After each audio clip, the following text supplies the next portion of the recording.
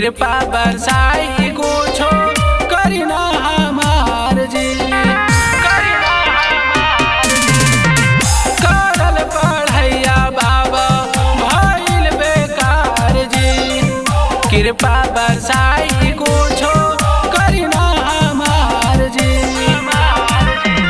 कितना डिग्री लेके बाबा सराय कहाबू बकरी जी, लगतन के है बाबा नौकरी जी, मिलतन के हमारा छोकरी जी।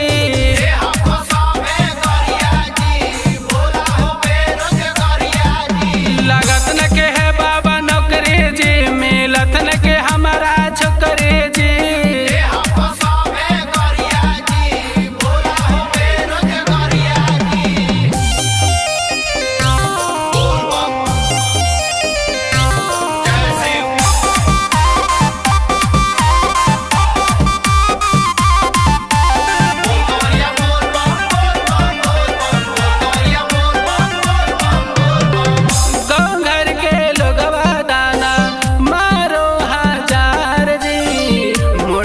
झुका के घूमा इयो हम बाजार जी,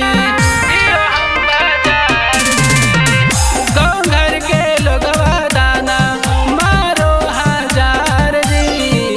मुड़िया झुका के घूमा इयो हम बाजार जी।